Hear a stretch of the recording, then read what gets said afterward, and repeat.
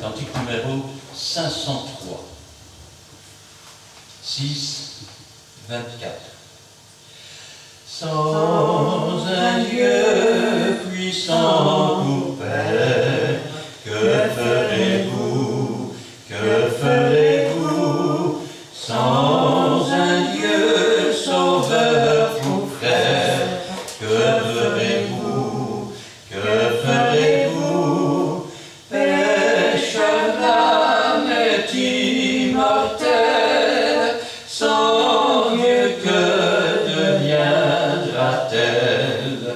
Voici l'heure solennelle. Que ferez-vous? Que ferez-vous? Si vous êtes sans refuge, que ferez-vous? Que ferez-vous? Devant le souverain juge, que ferez-vous? Que ferez-vous? Ô pécheurs sans repentance, qui prendra votre défense? Sans Christ et sans espérance, que ferez-vous? Que ferez-vous? Pour moi je saurai que faire. Je suis sauvé, je suis sauvé. Je connais Dieu comme un Père. Je suis sauvé, je suis sauvé. Oh, Christ m'a fait parfaite, son sang a payé ma dette, et dans ses bras je me jette. Je suis sauvé, je suis sauvé. Venez donc, âme perdue, venez à lui, venez à lui. Ses deux mains vous sont tendues. Venez à lui, venez à lui. Jésus délivré pardonne, il ne repousse personne. Recevez ce qu'il vous donne. Venez à lui, venez à lui. Quel numéro? 385. 385.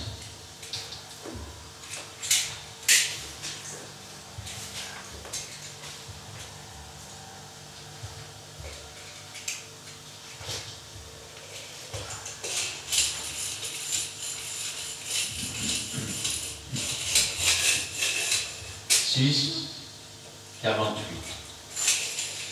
Je connais un pays par-delà le ciel bleu, où tous les bienheureux seront auprès de Dieu, dans le repos parfait, le séjour ravissant, la pluie de cruelle, de douleur, de tourment. Dans la maison là-haut, où je serai bientôt, rien ne troublera plus le bonheur des élus. Je connais un palais dans la sainte cité, plein de charme ineffable et de félicité, où Jésus est entré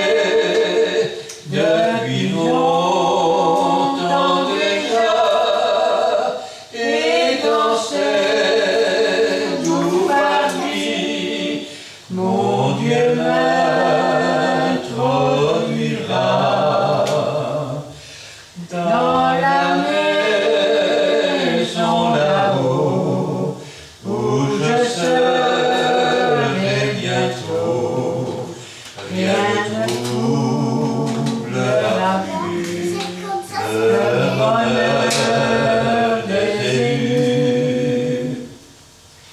Je connais un cantique entonné dans les cieux, c'est le chant de l'agneau qui retentit joyeux.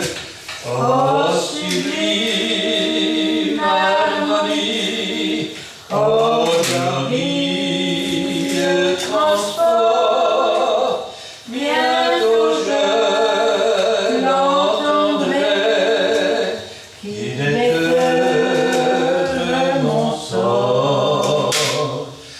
Dans la maison là-haut, où je serai bientôt, rien ne troublera plus le bonheur des élus.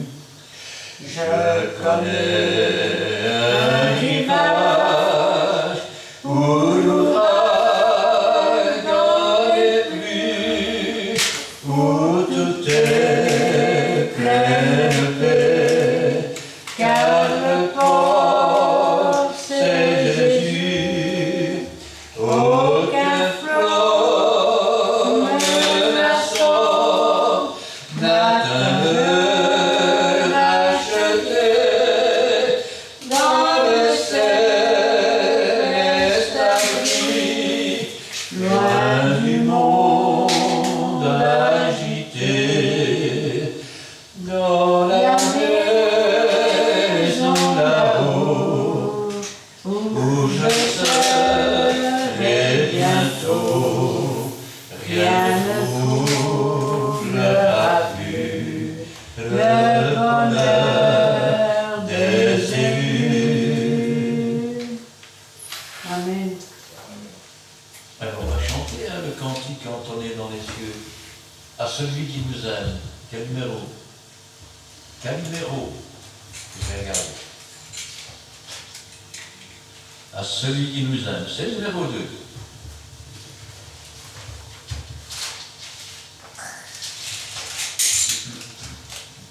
Apocalypse 1, verset 5.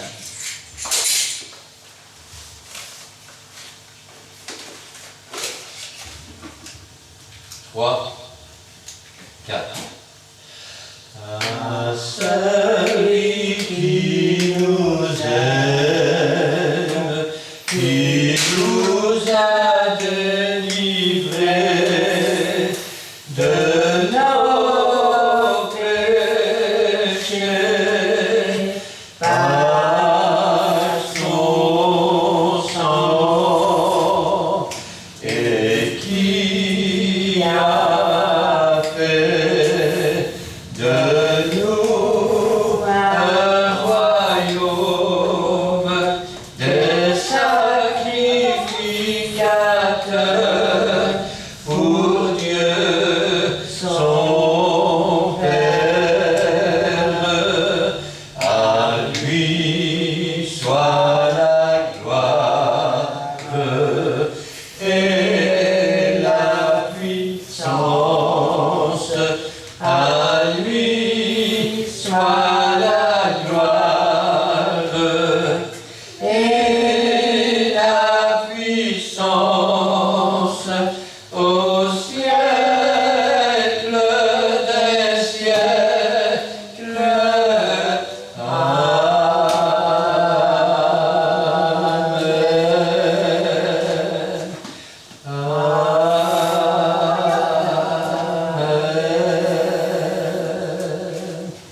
Amen.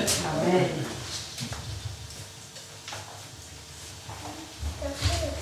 Cet après-midi, j'aimerais bien se prendre la parole de Dieu avec vous.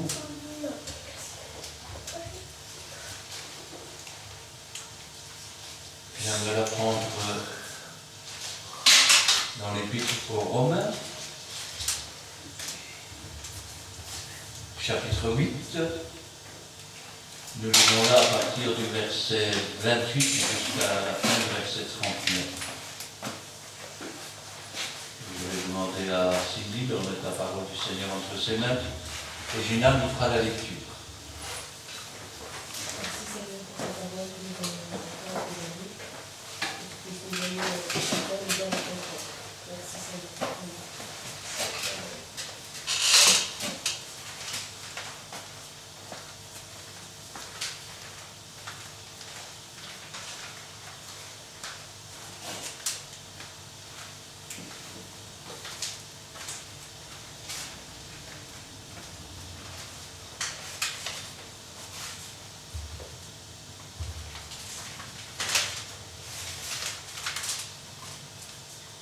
Nous savons du reste que toute chose concourt au bien de ceux qui aiment Dieu, de ceux qui sont appelés selon son dessein.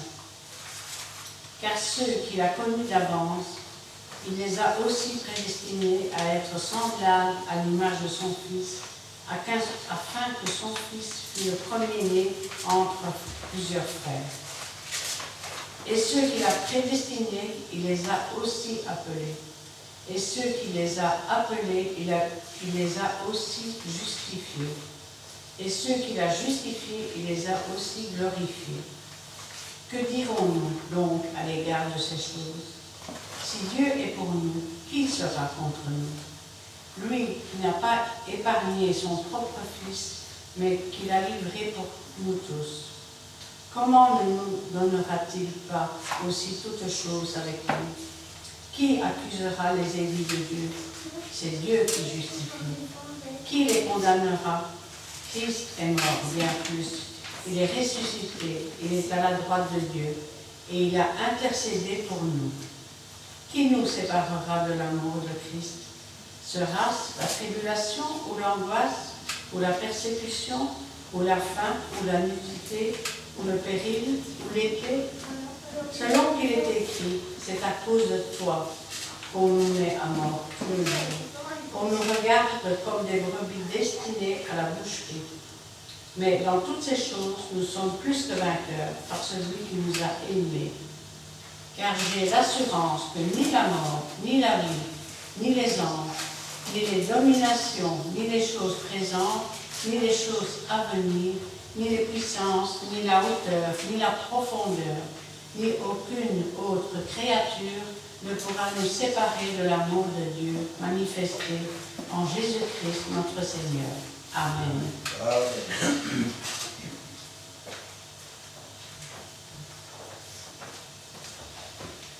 Nous savons du reste que toutes choses concourent au bien de ceux qui aiment Dieu. Amen. Il n'a pas dit la plupart des choses ou quelque chose. Il a dit tout ce qui arrive. Alors, on pourrait se poser la question, Seigneur, pourquoi tu permets ceci? Pourquoi tu permets cela? La question n'est pas là. La question est, aimes-tu Dieu? Si tu aimes Dieu, ce qui arrive, eh bien, ça concourt à ton bien. Tu me diras, je ne comprends pas ce que vous voulez dire. Ça concourt à ton bien, dans le sens où, plutôt que de se plaindre, plutôt que de dire, Seigneur, pourquoi tu permets ceci ou cela, la véritable interrogation, parce qu'il y en a deux. La première, est-ce que j'aime vraiment Dieu? Si j'aime vraiment Dieu, c'est Dieu qui l'a permis. Si je me moque de Dieu toute la semaine et que je fais le chrétien le dimanche, il est certain que c'est alors le diable qui permet ces choses pour nous écraser. Maintenant, si nous aimons Dieu, la question devrait être, Seigneur, montre-moi. Montre-moi ce que tu attends de moi. Montre-moi comment faire. Parce que je sais que tout ce qui arrive n'arrive pas sans que tu le permettes. Amen. Si tu l'as permis, c'est qu'il y a un but. Or, le but parfois est difficile à comprendre. Pourquoi Dieu a-t-il permis que Job perde toute sa famille, sa maison et tous ses biens, à l'exception de son épouse? Parce que Dieu honorait Job et disait, tu as vu mon serviteur Job, il n'y a personne comme lui. Et pourtant, quand il a touché ses biens, Dieu lui a dit, mais lui, tu ne peux pas le toucher. Et quand Dieu a permis à Satan de le frapper pour qu'il soit couvert d'ulcères de la tête aux pieds, Dieu lui a dit, tu ne pourras pas le faire mourir. Tu as douté de mon serviteur, je vais te montrer qui c'est mon serviteur. Et en tout cela, Job n'a point péché. Pourquoi? Parce qu'il a dit, l'Éternel a donné, l'Éternel a repris. Que le nom de l'Éternel soit béni. Amen. Parce qu'il savait que Dieu met à notre disposition, mais que rien ne lui était acquis définitivement. Ainsi donc, toute chose concourt au bien de ceux qui aiment Dieu. Je vous rappelle que la fin de Job fut glorieuse et victorieuse. Job avait cependant quelque chose à apprendre. Eh oui. Et c'est au cours de ces épreuves où Satan lui voulait, je vais dire, le dénigrer, et où Dieu lui a fait confiance, que Job a compris et qu'il s'est repenti. Ainsi donc, nous savons du reste que toute chose concourt au bien de ceux qui aiment Dieu. Ça concourt au bien de ceux qui sont appelés selon son dessein. On va le dire autrement. Selon son plan. Selon son projet. Parce que Dieu a des projets de paix pour nous et non des projets de malheur. Alors, toute chose concourt au bien de ceux qui sont appelés. Car ceux qu'il a connus d'avance, car Dieu, rappelez-vous, a inscrit notre nom dans le livre de vie avant même la fondation du monde. Il nous a donc connus d'avance, il nous a appelés et il nous a connus d'avance. Il les a aussi prédestinés, c'est-à-dire qu'avant même que nous soyons là, il nous avait en quelque sorte conduits sur une voie pour être semblable à l'image de son Fils. Je vais le dire autrement. La volonté de Dieu et la volonté de Jésus-Christ, c'est qu'il te connaisse, toi le seul vrai Dieu, et celui que tu as envoyé, à savoir Jésus-Christ. Car quiconque a le Fils a la vie, et celui qui a vu le Fils a vu le Père. Et quiconque connaît le Fils connaît le Père. Ainsi donc, nous sommes prédestinés à être semblables à l'image de son Fils. C'est ce que Paul disait lorsqu'il disait « Tout disciple accompli est semblable à son maître. » Afin que son Fils fût le premier-né d'entre plusieurs frères. Il est le premier-né. Je vais le dire autrement. Depuis la sortie d'Adam, du jardin d'Éden, tous les hommes étaient morts par leurs offenses. Irrémédiablement. Seuls ceux dont le sang des animaux avait couvert leurs péchés étaient en attente. Ça veut dire aussi que quand je pense à ça, quand Jésus est venu, oui, il est mort, mais il est mort sans avoir jamais commis de péché. En sorte qu'il est le premier né à la vie, ou ressuscité, si vous voulez. Le premier qui a traversé la mort sans que la mort ne puisse le prendre. Le premier qui a traversé la mort sans que le sein d'Abraham ne puisse le recueillir. Il a vaincu la mort. Il a déposé nos péchés dans la mer de l'oubli, dans le séjour des morts, en sorte que la mort a eu sa part et que, étant le premier-né d'une série de frères et sœurs. Eh oui. Et ceux qu'il a prédestinés, il les a aussi appelés. Jésus a dit, nul ne peut venir à moi si le Père ne l'a attiré ou appelé. Et il a ajouté, je ne mettrai pas dehors celui qui vient à moi. Alors, il y avait un pasteur qui aujourd'hui est décédé, et quand il prêchait, il disait, tu sens l'appel de Dieu. Et après il disait, si tu ne sens pas l'appel de Dieu, prends une pelle et creuse un trou, parce que c'est perdu. Ceux qu'il a prédestinés, il les a aussi appelés. Il n'y a rien de plus frustrant que quand vous appelez vos enfants qui vous disent « j'arrive » et qu'on ne les voit pas arriver. Ou alors vous les appelez et ils se cachent, ils ne vous répondent pas. Et vous dites « oui, mais attendez, là vous parlez de Dieu quand même. » Adam a dit « je me suis caché car j'ai eu peur. »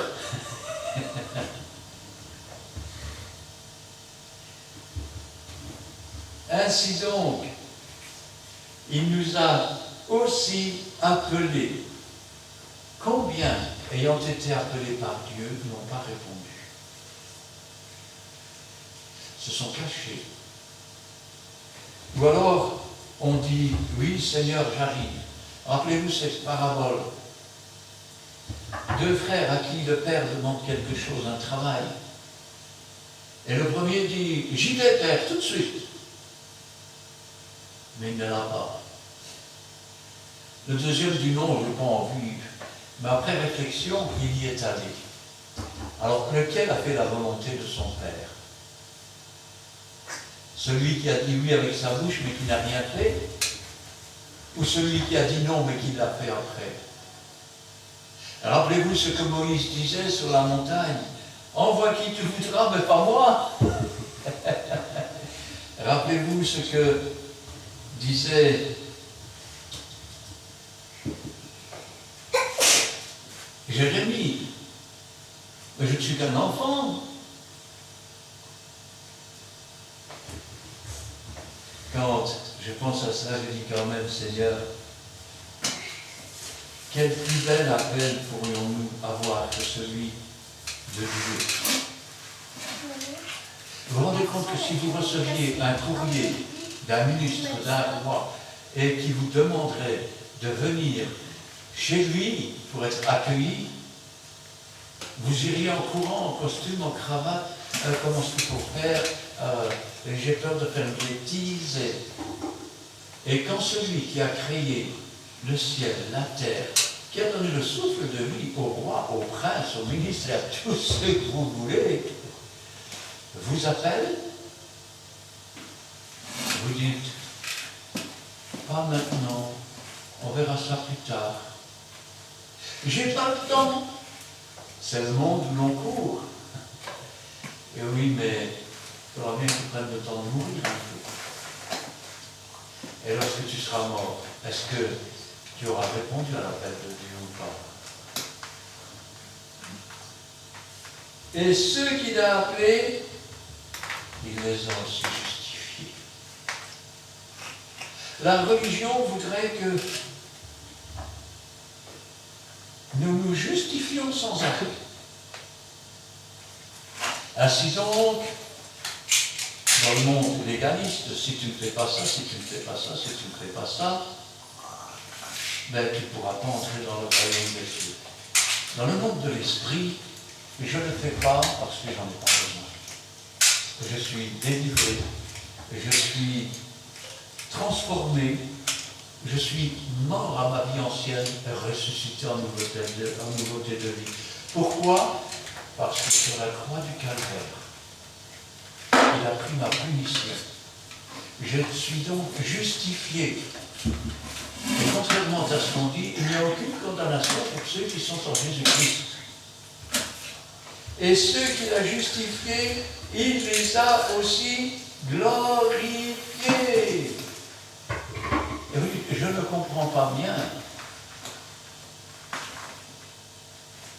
Quand vous parlez de l'apôtre Paul, de l'apôtre Pierre, de Moïse, de Jérémie, de Samuel, vous dites ce sont des personnages de l'Ancien Testament et du Nouveau Testament. Ce sont des apôtres, ce sont des prophètes. Ils ont dit ceci, ils ont dit cela.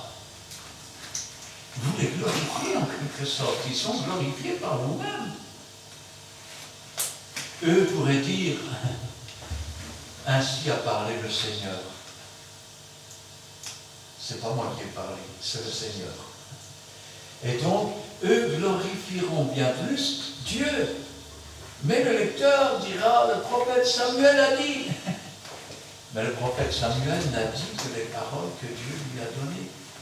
Ainsi donc, Dieu les a glorifiés dans le sens où il a effacé la tâche originelle qui les conduisait au séjour des morts, à la séparation, c'est-à-dire la seconde mort, la séparation définitive d'avec Dieu, pour nous réconcilier avec Dieu, pour faire de nous des enfants de Dieu, pour nous amener à la connaissance de sa parole, et ainsi devenir des dieux avec un petit d.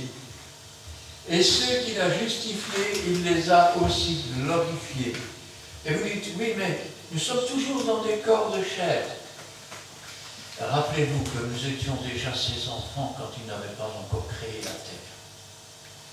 Nos noms étaient inscrits dans un livre de vie. Alors, ce que ça vous dit sont mal accomplis. Il est déjà allé voir dans le futur et il a déjà accompli le futur.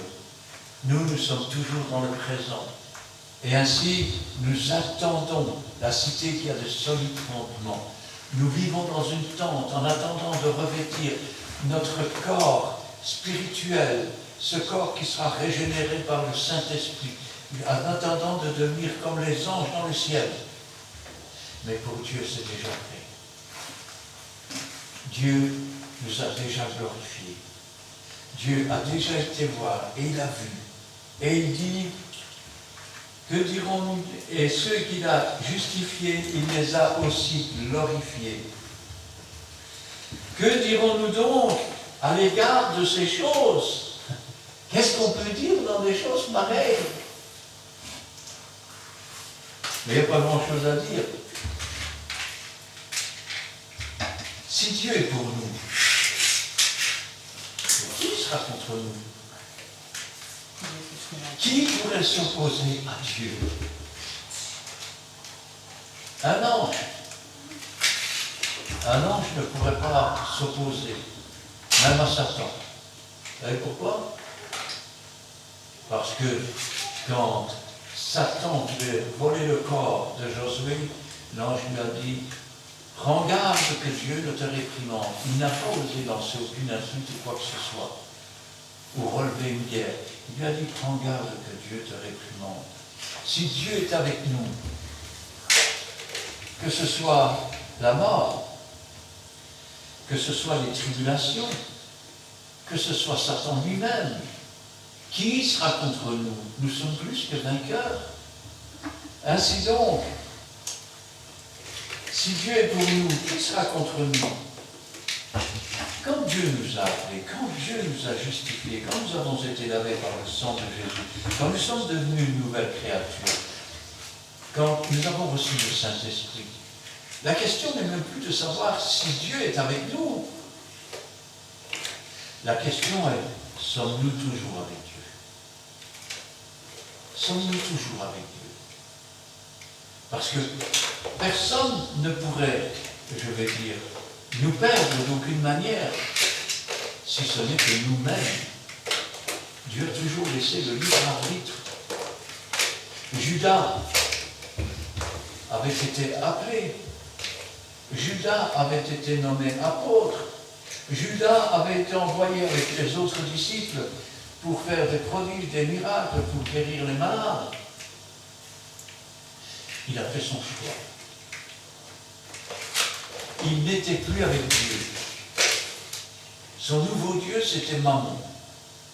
Et aujourd'hui, dans l'Église, il y en a beaucoup qui ont des nouveaux dieux. Quand c'est pas l'argent, c'est l'envie. Quand c'est pas l'envie, c'est l'orgueil. Quand c'est pas l'orgueil, c'est le mensonge. Quand c'est pas le mensonge, je vais dire, c'est l'orgueil, la vantardise, et tout ce qu'on peut imaginer. Sommes-nous avec Dieu? Dieu, lui, il est avec nous. Dieu, lui, nous a prédestinés. Dieu nous a appelés. Dieu nous a justifiés. Dieu nous a glorifiés. Et si Dieu est pour nous, qui sera contre nous? Je ne comprends pas bien.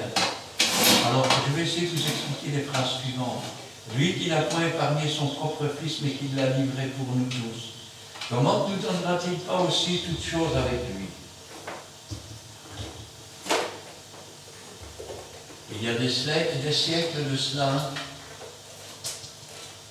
il y avait un homme du nom d'Abraham, à qui Dieu donnera le nom plus tard d'Abraham. Et cet homme, il est monté sur une montagne. Il avait des instructions de la part de Dieu. Dieu lui avait dit qu'il deviendrait une nation nombreuse et de nombreux peuples. Mais il lui a dit maintenant, offre-moi ton fils en sacrifice. Et Abraham est parti avec son fils et le bois. Il a dit à ses serviteurs, moi et l'enfant nous montons, ensuite nous reviendrons. Il allait offrir son fils, mais il savait que Dieu est puissant assez que pour ressusciter les morts. Dieu lui avait promis, et quand Dieu promet, il ne se repent pas. Quand il est arrivé sur cette montagne, l'enfant a dit, je vois le bois, je vois le feu, je vois le couteau, mais où est l'agneau? Et il a dit, Dieu se pourvoira. Dieu se pourvoira. Et Dieu a arrêté Abraham. Et quand Abraham s'est retourné, il a vu ce chevreau. Dieu a dit, j'ai vu que tu ne m'aurais même pas refusé ton premier-né, ton fils aîné, celui qui devait hériter de la promesse. De la même façon, prophétiquement, nous devions tous mourir. Mais Dieu s'est pourvu. Il s'est pourvu comment? Il a donné son Fils. Il a envoyé la lumière du monde. Je ne sais pas si vous imaginez. Il a envoyé la lumière du monde pour qu'elle s'éteigne sur la terre. Il a envoyé la résurrection et la vie sur la terre pour qu'elle connaisse la mort.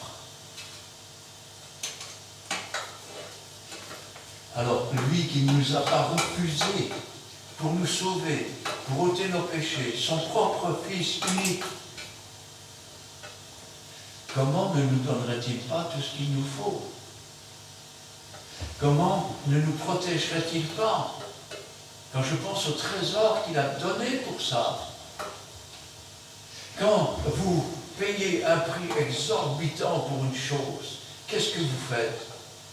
Vous en prenez soin, attention qu'elle ne se casse, attention. Nous sommes pour lui comme des pierres précieuses, nous sommes pour lui comme un trésor au milieu du monde. Celui qui a trouvé le trésor vend tout ce qu'il a et il l'achète. Dieu a donné ce qu'il avait de plus cher, il a donné son Fils pour nous racheter, pour nous délivrer, pour faire de nous ses enfants. Alors, lui qui n'a pas épargné son propre Fils, mais qui l'a livré pour nous, comment ne nous donnera-t-il pas toutes choses avec lui? comment n'accomplira-t-il pas toutes les promesses qui sont dans ce livre? Et les promesses, il y en a des milliers et des milliers. Prenons-en une au hasard. Jamais un enfant de Dieu ne sera abandonné, ni sa postérité ne mentira son pain. Promesse de Dieu. Dans les derniers temps, je répandrai de mon esprit sur toute chair. Vos fils, vos filles prophétiseront, vos jeunes gens auront des visions, vos vieillards auront des sons. Oui, même sur les serviteurs et sur les servantes. En ces jours-là, je répandrai de mon esprit et ils prophétiseront.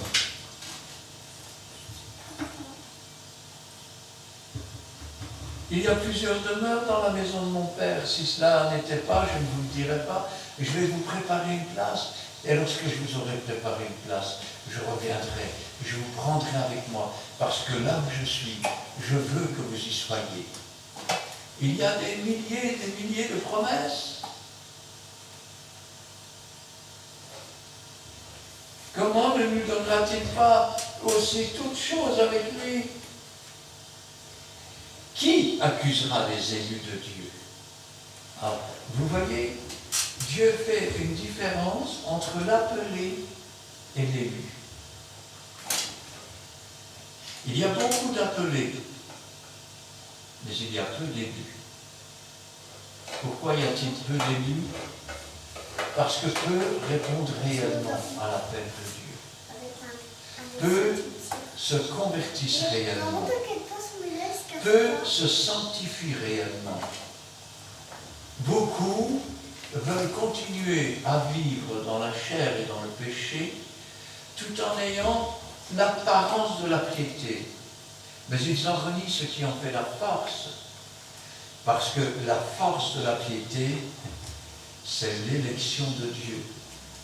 Et l'élection de Dieu, c'est être scellé par le Saint-Esprit. Une fois que l'individu est scellé, il n'est plus un appelé, il est un élu. Qui accusera les élus de Dieu? C'est Dieu qui justifie. Satan, qui est l'accusateur des frères jour et nuit. Jour et nuit. Et Jésus, qui est notre avocat. Même lui ne parvient plus à nous accuser.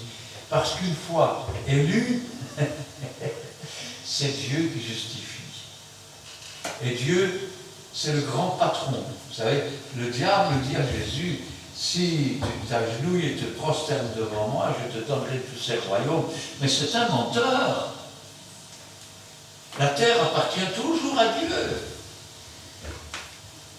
Et quand le Seigneur va revenir comme un grand shérif du ciel, qui va poser ses pieds sur le mont des Oliviers, il va prendre possession de la terre. Et là, le monde saura que la terre appartient toujours à Dieu. Le monde saura que le diable est un menteur, que c'est un trompeur, que c'est un supplanteur,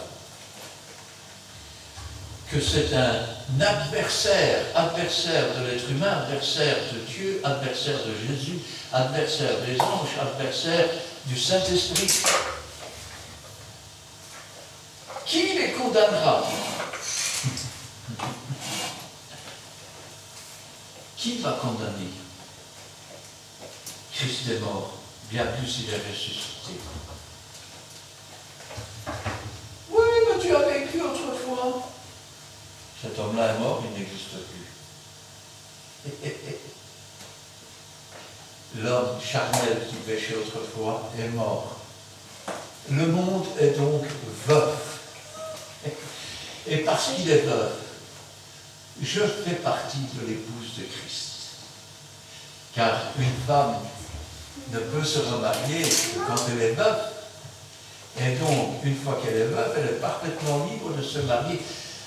Mais si tu n'es pas vraiment mort pour le monde, et que l'homme ou la femme charnelle vit toujours et encore, quand tu voudras te présenter pour te marier, et que l'on dira, si quelqu'un a quelque chose à dire, qu'il le dise maintenant ou qu'il se taise à jamais, le diable va se lever dans le fond de la salle et il va dire, il ou elle n'est pas morte pour le monde. Ils sont toujours charnels et ils m'appartiennent toujours.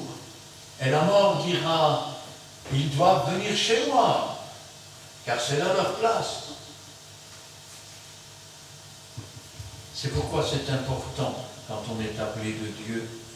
Et Dieu a tant aimé le monde qu'il a donné son Fils unique afin que quiconque, peu importe ta nationalité, peu importe la couleur de ta peau, peu importe ton éducation, peu importe ton niveau social, peu importe que tu sois riche ou pauvre,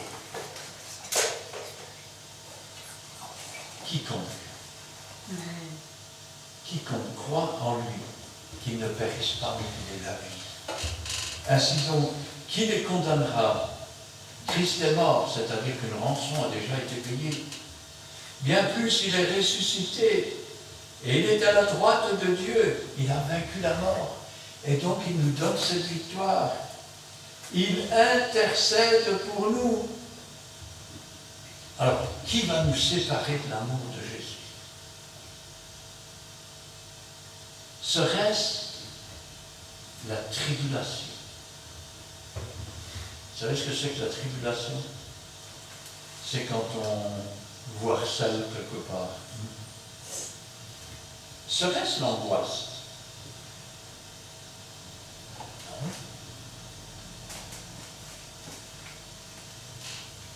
Ou la persécution? Ou la faim? Ou la nudité?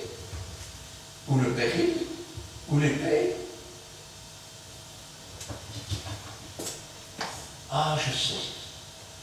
Il y a l'évangile de la prospérité.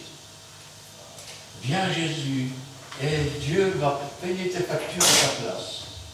Donc, t'occupe plus de tes factures et apporte ton argent à l'église. Ça ne marchera jamais, c'est moi qui vous le dis. Parce que Dieu n'est pas venu payer la facture du gaz ou de l'électricité.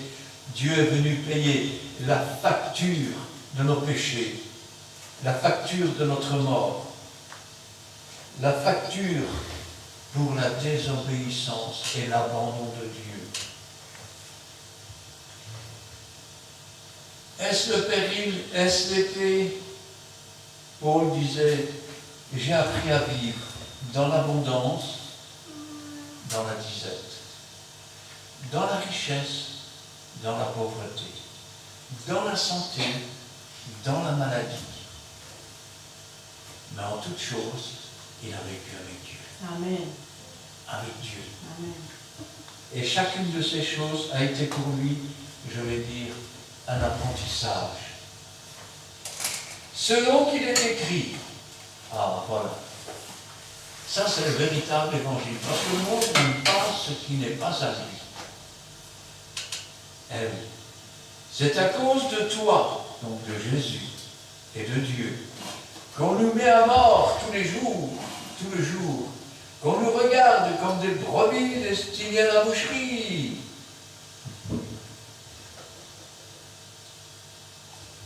C'est à cause de notre espérance, c'est à cause de notre élection en Jésus que le diable se déchaîne de plus en plus parce qu'il sait qu'il en a pour peu de temps, parce qu'il sait qu'il n'arrive à rien. Et c'est à cause de cela que le monde nous regarde comme des péchés à éliminer, à détruire. Si le diable pouvait, nous serions déjà tous morts. Rappelez-vous ce que Jésus disait à ses disciples. Satan vous a réclamé pour vous gribler. Mais j'ai prié pour vous. Et Jésus prie pour nous. Est-ce que nous-mêmes nous prions pour nous? Ça aussi c'est une bonne question. Parce que Dieu a beau prier tant qu'il veut pour nous, si nous-mêmes ne prions pas pour nous. Et si nous ne prions pas pour les autres. Alors, qu'allons-nous devenir? Rappelez-vous que la prière fervente de juste a une grande efficace. Amen. Veillez, priez, car vous ne savez ni le jour ni l'heure. Mais quand toutes ces choses, dans toutes ces choses qui arrivent, nous sommes plus que vainqueurs par celui qui nous aime. Ce qui veut dire que quand Dieu permet l'épreuve, avec l'épreuve, il donne le moyen de s'en sortir. Alors, comment je vais dire, ne t'apitoie pas sur toi-même, mais cherche la volonté de Dieu pour pouvoir sortir de là, sortir de l'épreuve. Dieu donne le moyen de s'en sortir, parce que toute chose concourt au bien de ceux qui aiment Dieu. Amen. Regardez ce que nous dit l'apôtre. Car j'ai l'assurance.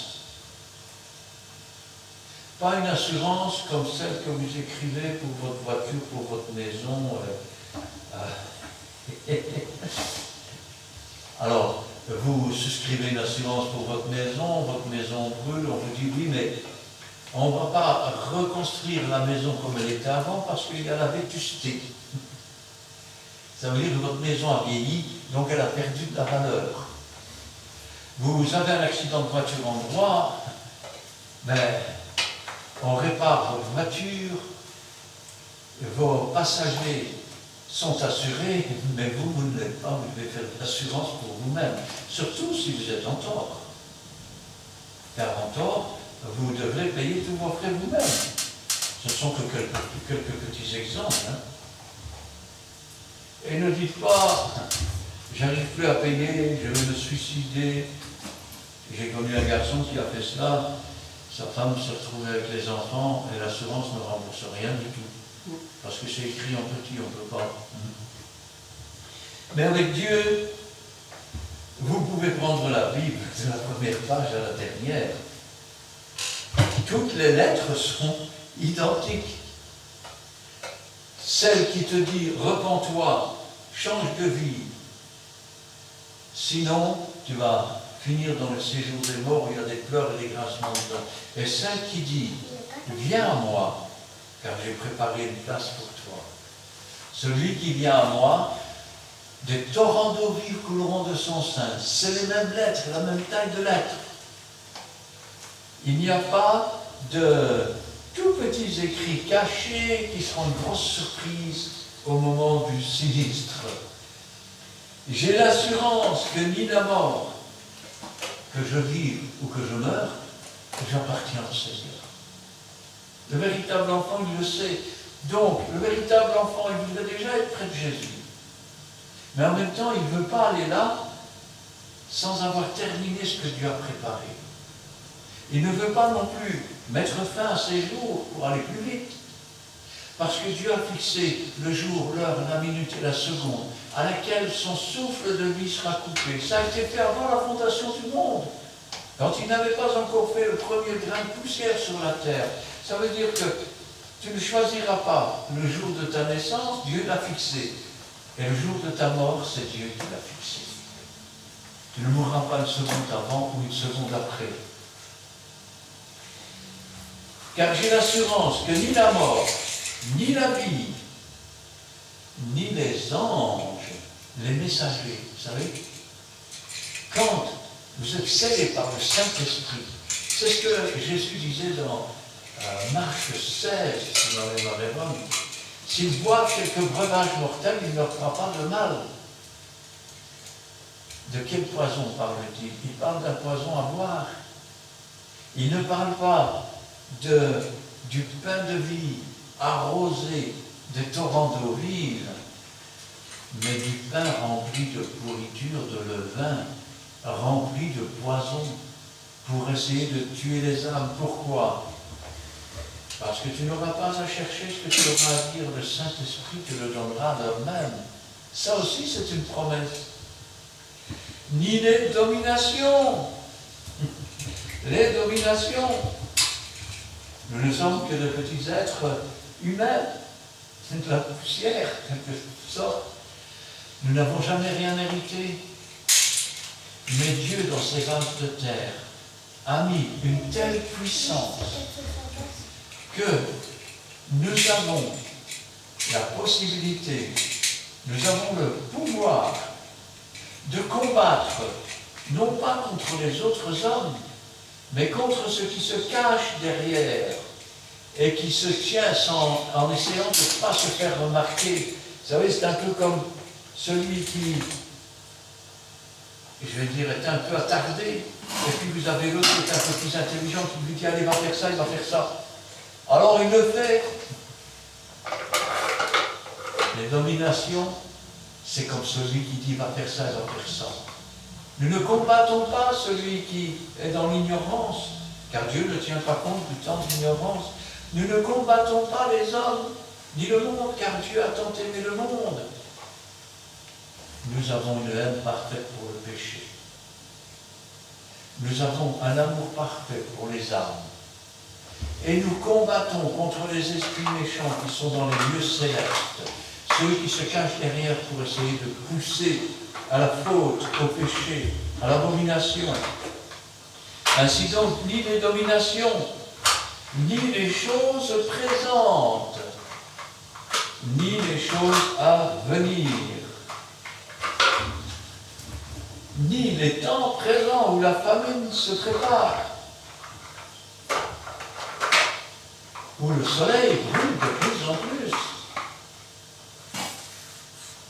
Vous lisez votre vie, d'accord? Ésaïe chapitre 30 et le verset 23. Est-ce que quelqu'un peut me le lire à haute voix? Je vais. Ésaïe.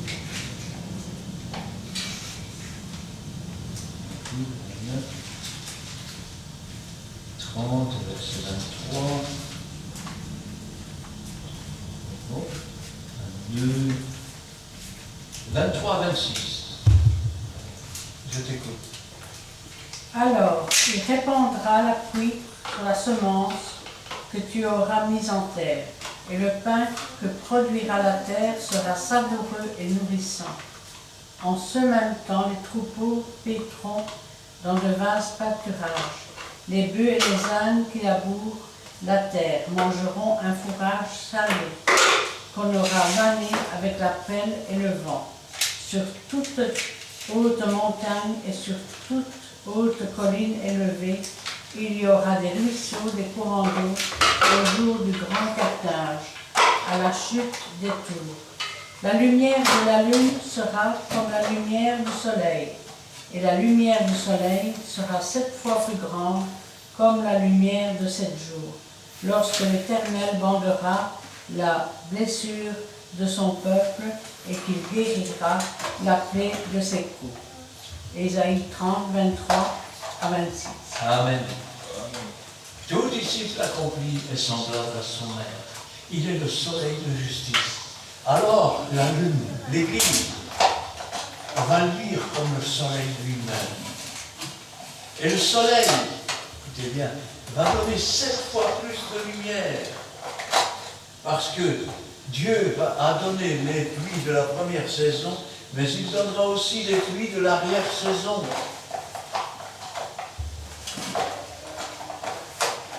Ni les anges, ni les dominations, ni les choses présentes, ni les choses à venir. Nous savons que l'Antéchrist va venir. Nous savons que le monde va aller de plus en plus mal. Mais ces choses ne pourront pas nous séparer de l'amour de Christ. Amen. Ni les puissances, ni la hauteur, ni la profondeur, ni aucune autre créature ne pourra nous séparer de l'amour de Dieu, manifesté en Jésus-Christ notre Seigneur. Rien ni personne ne peut nous séparer de l'amour de Dieu. Vous voulez que je vous dise, il y a des tas de choses écrites dans la Bible. Tenez par exemple, celui qui touche un enfant de Dieu touche à la prunelle de l'œil de Dieu. C'est pas par hasard que Dieu a parlé de l'œil.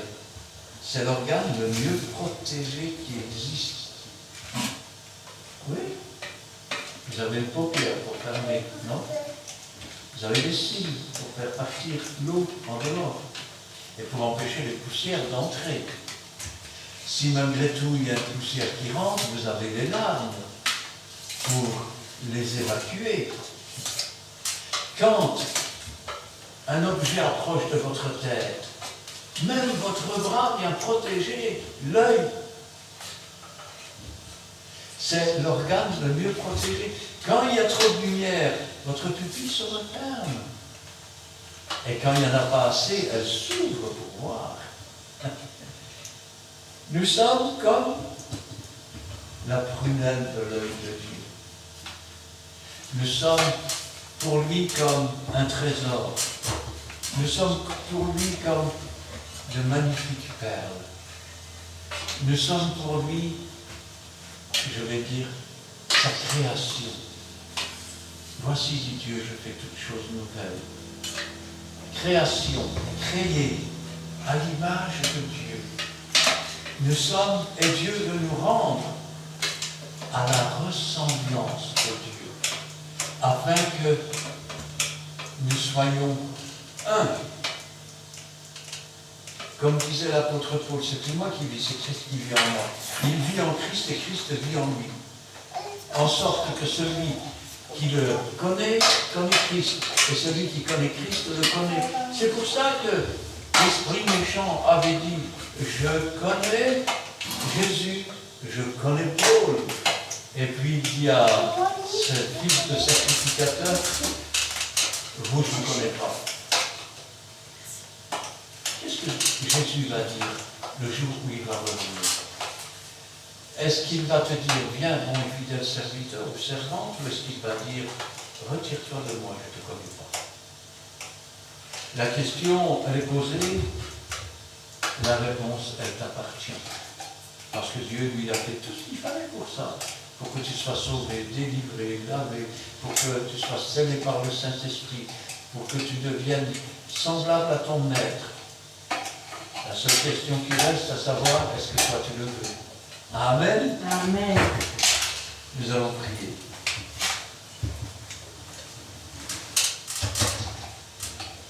Éternel, notre Dieu, notre Père, nous te louons, nous te rendons grâce. Béni sois-tu et gloire, la gloire te soit rendue.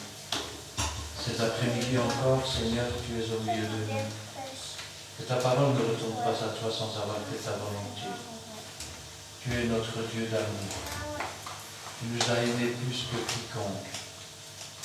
Tu as donné ton Fils et ton Fils nous a aimés. Et par amour, il a souffert. Par amour, il a connu la mort. Par amour, il a remporté la victoire pour chacun d'entre nous. Par amour, il nous a appelés, il nous a ouvert ses bras. Par amour, il a changé nos vies, il a changé nos cœurs.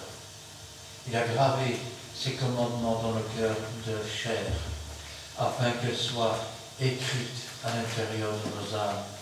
Béni sois-tu et gloire à toi, Seigneur. Parce que nous n'avons jamais rien mérité, nous ne mériterons jamais rien. Mais tu as tout accompli pour nous. Nous serions bien stupides de passer à côté. Nous ne voulons pas, Seigneur, qu'un jour vienne où nous dirons si j'avais su, car alors il serait trop tard. Maintenant, Seigneur, nous voulons te servir. Demain, nous voulons te servir. Et tous les jours, selon ta bonne volonté et selon ce que tu nous donnes, et que toute la gloire te revienne. Gloire au Père, gloire au Fils et gloire au Saint-Esprit. Amen. Amen.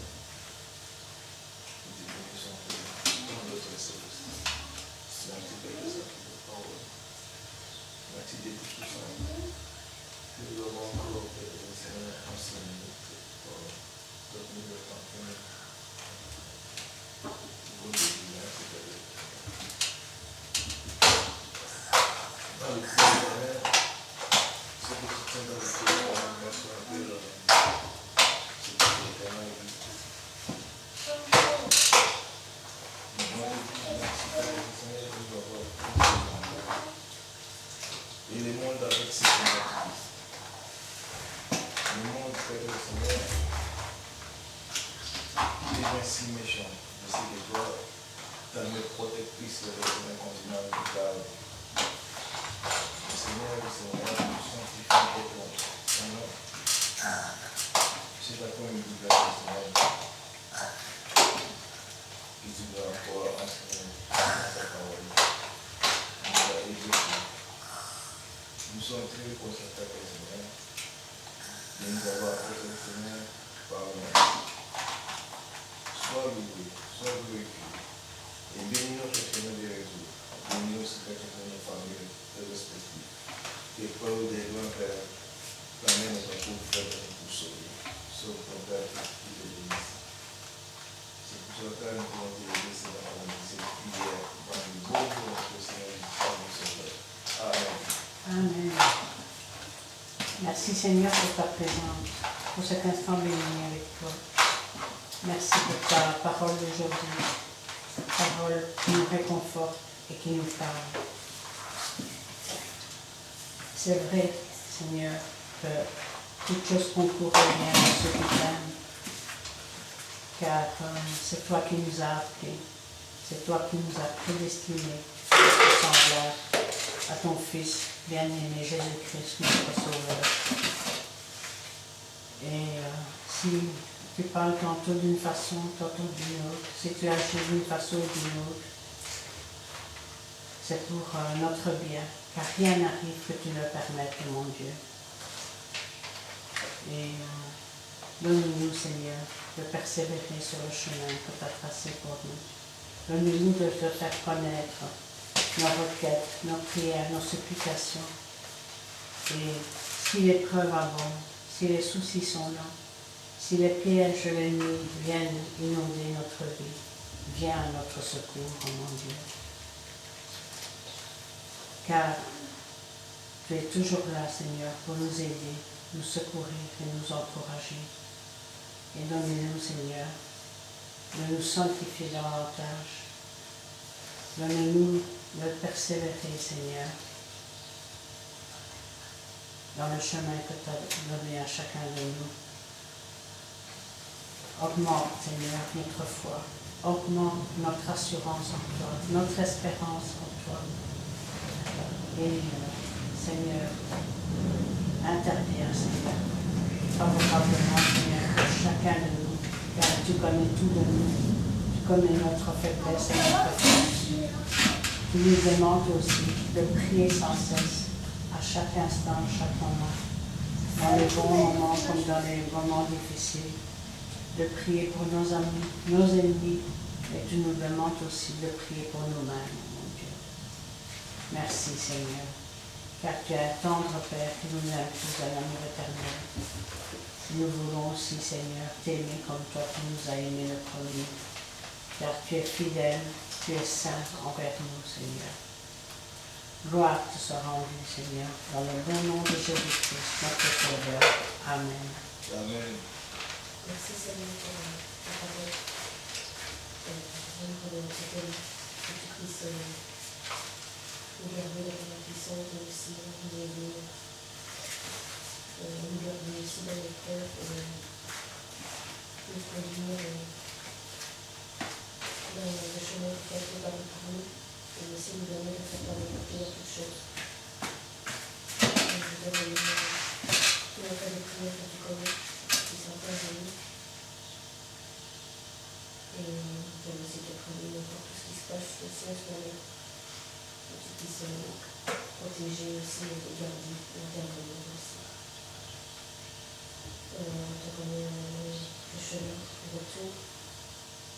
Je te remets aussi cette rentrée, que tu puisses aussi intervenir, tout préparer. Et je te remets aussi ce chemin, que tu puisses nous garder à chaque instant. Merci Seigneur. Amen.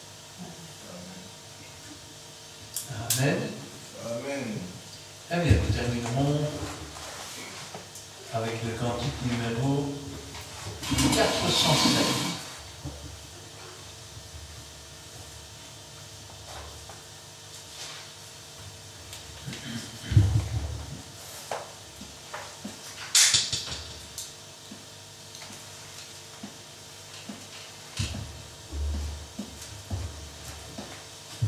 Trois.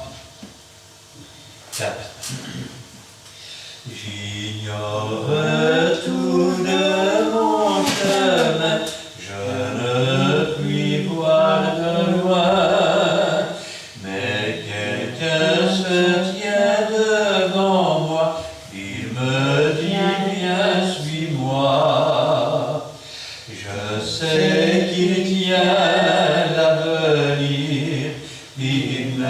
tient par la main, et que peut-il advenir quand demain lui appartient? Je ferai face aux soucis, aux problèmes, aux ennuis. Je crois que mon Dieu est puissant pour garder ses enfants.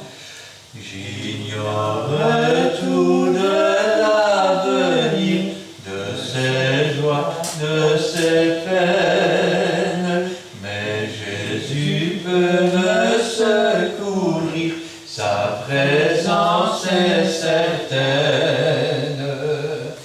Je sais qu'il tient l'avenir, il me tient par la main, et que peut-il advenir quand demain lui appartient? Je ferai face aux soucis, aux problèmes, aux ennuis. Je crois que mon Dieu est puissant pour garder ses enfants. J'ignore pour combien de temps je vivrai ici-bas. Qu'importe, je sais qu'en tout temps, Jésus me gardera. Je sais qu'il tient l'avenir, il me tient par la main, et que peut-il advenir quand demain lui appartient? Je ferai face aux soucis, aux problèmes, aux ennuis. Je crois que mon Dieu est puissant pour garder ses enfants. Amen. Amen. Que l'Éternel te bénisse et qu'il te garde. Que l'Éternel fasse luire sa face sur toi et qu'il t'accorde sa grâce. Que l'Éternel tourne sa face vers toi et qu'il te donne la paix. Amen et Amen.